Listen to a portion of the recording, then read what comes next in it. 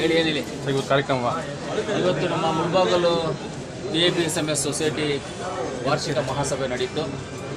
ಮಹಾಸಭೆಯಲ್ಲಿ ಇವತ್ತೆಲ್ಲ ನಾವು ಕೂತ್ಕೊಂಡು ಮಾತಾಡಿದ್ದೀವಿ.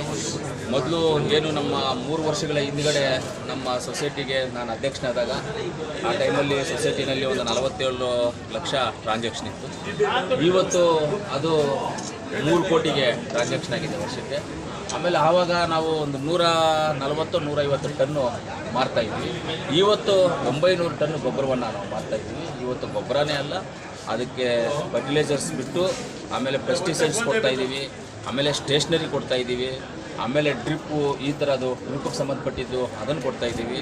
ಎಲ್ಲ ಗೊಬ್ಬರಗಳು ಮೊದಲಿದ್ದು ಒಂದೇ ಒಂದು ಏಜೆನ್ಸಿ ಇತ್ತು, ಇವಾಗ ಎಲ್ಲ ಏಜೆನ್ಸಿಗಳು ಇಟ್ಕೊಂಡು ಎಲ್ಲವನ್ನು ಗೊಬ್ಬರ ರೈತರಿಗೆ ಇವಾಗ ನೀವು ನೋಡ್ತಾ ಇರ್ಬೋದು, ಪತ್ರಕರ್ತರು ನೋಡ್ತಾ ಇರ್ಬೋದು, ಸಫಿಷಿಯೆಂಟಾಗಿ ನಾವು ಗೊಬ್ಬರವನ್ನು ಆದಷ್ಟು ಮಟ್ಟಿಗೆ ಕೆರೆಗಳಿಗೆ ರೈತರಿಗೆ ಕೊಡ್ತಾಯಿದ್ದೀವಿ.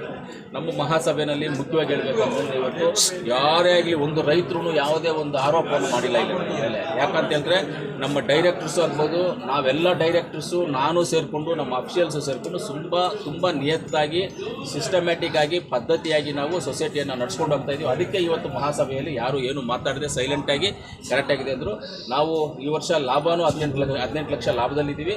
ಅದು ಬಿಟ್ಟು ನಾವು ಮುನ್ಸಿಪಾಲ್ಟಿಗೆ ಟ್ಯಾಕ್ಸ್ ಎಷ್ಟೋ ವರ್ಷಗಳಿಂದ ಫ್ರೀ ಬ್ಯಾಲೆನ್ಸ್ ಇರೋದನ್ನು 27 ಲಕ್ಷವನ್ನು ಕಟ್ಟಿದ್ದೀವಿ. ಆ 27 ಲಕ್ಷ ಇದ್ದಿದ್ರೆ ನಮಗೆ ಟ್ಯಾಕ್ಸ್ ಕಟ್ಟಿದೆ ಲಾಭಾಂಶದಲ್ಲಿ ಅದು ನಮಗೆಲ್ಲ ಹೋಗ್ತಾ ಇತ್ತು. ಲಾಭಾಂಶ 40 ಲಕ್ಷವರೆಗೂ ಬರ್ತಾ ಇತ್ತು. ಅದರಿಂದ ಹೊಸ ಬಿಲ್ಡಿಂಗ್ ಒಂದು ಕಟ್ಟೋದಕ್ಕೆ ಇವಾಗೆಲ್ಲ ಹಳೇದು ಡೆವಲಪ್ಮೆಂಟ್ ಮಾಡಿ ಹೊಸ ಬಿಲ್ಡಿಂಗ್ ಕಟ್ಟೋದಕ್ಕೆ ನೆಕ್ಸ್ಟ್ ಮಂತಲ್ಲಿ ಅದನ್ನು ಅಥವಾ ನೆಕ್ಸ್ಟ್ ಮಂತಲ್ಲಿ ಸ್ಟಾರ್ಟ್ ಮಾಡ್ತೀವಿ. ಬಿಲ್ಡಿಂಗ್ ಎಲ್ಲ ಪ್ರೋಸೆಸ್ಸಲ್ಲಿದೆ, ಡಾಕ್ಯುಮೆಂಟೇಷನು ಪ್ಲಸ್ ಇಂಜಿನಿಯರಿಂಗು ಪ್ಲ್ಯಾನಿಂಗ್ಸ್ ಎಲ್ಲ ಪ್ರೋಸೆಸ್ಸಲ್ಲಿದೆ. ಅದನ್ನು ನೆಕ್ಸ್ಟ್ ನಮ್ಮದು GBM ಮಾಡುವ ಸಂದರ್ಭಕ್ಕೆ 75 ವರ್ಷ ಪೂರ್ತಿ ಆಗುತ್ತೆ. ಯಾವುದು ನಮ್ಮ ಮುಳಬಾಗಿಲು ಸೊಸೈಟಿ ಸ್ಥಾಪನೆಯಾಗಿ 75 ವರ್ಷಗಳ ಪೂರ್ಣ ಆಗ್ತದೆ. ಆದ್ದರಿಂದ ಆ ಸಂದರ್ಭದಲ್ಲಿ ಅತಿ ಹೆಚ್ಚಾಗಿ ನಾವಿನ್ನು ಒಳ್ಳೆ ಪ್ರಾಜೆಕ್ಟ್ಸನ್ನು ಮಾಡಿ ರೈತರಿಗೋಸ್ಕರ ಮಾಡುವಂಥ ಕೆಲಸವನ್ನು ಮಾಡಿ ಆವತ್ತು ಅದ್ದೂರಿಯಾಗಿ ಚೆನ್ನಾಗಿ ಒಳ್ಳೆ 75 ವರ್ಷಗಳು ನಮ್ಮ ಎಂ.ವಿ. ಕೃಷ್ಣಪ್ಪನವರು ಸ್ಥಾಪನೆ ಮಾಡಿರುವಂಥದ್ದು.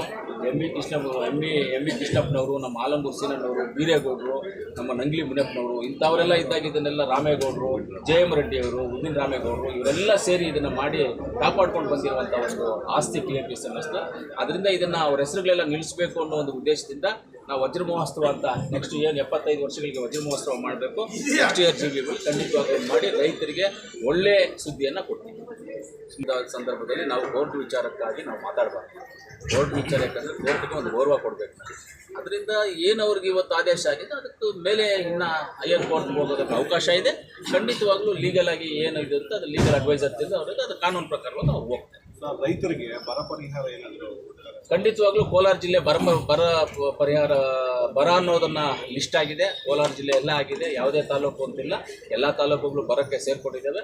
ಖಂಡಿತವಾಗ್ಲೂ ಬರ ಪರಿಹಾರ ಖಂಡಿತವಾಗ್ಲೂ ಆಲ್ರೆಡಿ ಬರ ಆಗೋಗ್ಬಿಟ್ಟಿದೆ. ರಾಗಿ ಹೋಯಿತು, ಕಲೆಕಾಯಿ ಇದು ಎಲ್ಲ ಹೋಗಿದೆ. ಇದನ್ನೇನು ಅನಾಲಿಸಿಸ್ ಮಾಡ್ತಾ ಇದ್ದಾರೆ. ಇವಾಗ 1 ವೀಕ್ ಒಳಗಡೆ ಎಲ್ಲ ಕ್ಲಿಯರ್ ಆಗುತ್ತೆ. ಆಲ್ರೆಡಿ ನಮ್ಮ ಮೊನ್ನೆ KDP ಮೀಟಿಂಗಲ್ಲಿ 19ನೇ ತಾರೀಕು ಈ ಸಬ್ಜೆಕ್ಟ್ ಇಶ್ಯೂ ಆಯಿತು. ಆ ಇಶ್ಯೂ ಆದಾಗೂ ಹೇಳಿದ್ದೀವಿ. ಬರ ಅಂತೂ ಡಿಕ್ಲೇರ್ ಆಗಿದೆ. ಬರೋದಕ್ಕೆ ಏನು ನಷ್ಟ ಪರಿಹಾರ ಏನು ಕೊಡಬೇಕು ರೈತರಿಗೆ ಅದು ಖಂಡಿತವಾಗ್ಲೂ ಸರ್ಕಾರದಿಂದ ಆಗುತ್ತೆ. ಬಗ್ಗೆ ಇಲ್ಲ, ತಿರುಪತಿಲಿ ಆಡೋದು ಬಿಡಿ, ಅದು ಒಂದು ನೋಡಿ ಸರ್, ನನಗೆ ಗೊತ್ತಿರೋದು ತಿರುಪತಿ ವಿಚಾರದಲ್ಲಿ ನಾನು ಒಂದು ವೆಜಿಟೇಬಲ್ ಡೋನರ್ ತಿರುಪತಿಗೆ. ನಿಮ್ಗೆಲ್ಲರಿಗೂ ಗೊತ್ತಿದೆ, ಎಷ್ಟು ಲೋಡ್ಗಳು ಕಳಿಸ್ತೀವಿ ನಾವು ವೆಜಿಟೇಬಲ್ ಡೋನರ್ಸ್. ನಾವೆಲ್ಲ ಲಾರಿನೇ ಕೊಟ್ಬಿಟ್ಟಿದ್ದೀವಿ. ನಾವೆಲ್ಲ ನಮ್ಮ ಸ್ನೇಹಿತರು ನಾವೆಲ್ಲ ಸೇರ್ಕೊಟ್ಟು ತಿರುಪತಿಗೆ 45 ಲಕ್ಷ ಖರ್ಚು ಮಾಡಿ ಒಂದು ಲಾರಿ ಕೊಟ್ಟು ಅದಕ್ಕೆ ಪ್ಲಸ್ ನಾವು ವೆಜಿಟೇಬಲ್ಸು ಕೊಟ್ಟು ಕಳಿಸ್ತಾ ಇದ್ದೀವಿ.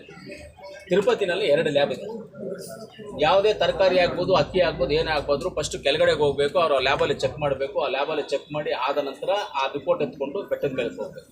ಬೆಟ್ಟದ ಮೇಲೆ ಒಂದು ಲ್ಯಾಬ್ ಇದೆ, ಅಲ್ಲಿ ಚೆಕ್ ಮಾಡ್ತಾರೆ. ಅಲ್ಲಿ ಚೆಕ್ ಮಾಡಿ ಎಲ್ಲ ಈ ಲ್ಯಾಬ್ ರಿಪೋರ್ಟು ಆ ಲ್ಯಾಬ್ ರಿಪೋರ್ಟು ಈಕ್ವಲ್ ಬಂದಾಗ ಕರೆಕ್ಟ್ ಆಗಿದ್ದಾಗ ಓಕೆ ಅಂತ ಅವ್ರು ಬಂದಾಗ ಅವರು ಒಳಗಡೆಗೆ ಎಂಟ್ರಿ ಮಾಡಿಸ್ಕೊಳ್ತಾರೆ. ಇಲ್ಲ ಅಂದರೆ ಎಂಟ್ರಿ ಮಾಡಿಸ್ಕೊಳ್ಳೋದಿಲ್ಲ. ಅದು ಇಲ್ಲಿ ಯಾರೋ ರಾಜಕಾರಣಿಗಳು ಅವರು ಇವ್ರದ್ದು ಯಾರ್ದು ತಪ್ಪಾಗಿರಲ್ಲ. 99% ಆ ತಪ್ಪು ಆಗಿರಲ್ಲ. ನನಗೆ ಗೊತ್ತಿರೋ ಪ್ರಕಾರವಾಗಿ ಅಲ್ಲಿರೋ ಸಿಸ್ಟಮ್ ಪ್ರಕಾರವಾಗಿ ಏನೋ ಕಲಬೆರಕೆ ಆಗಿದೆ ಅಂತಲ್ಲ, ಕಲಬೆರಕೆ ಆಗಿರೋದಿಲ್ಲ.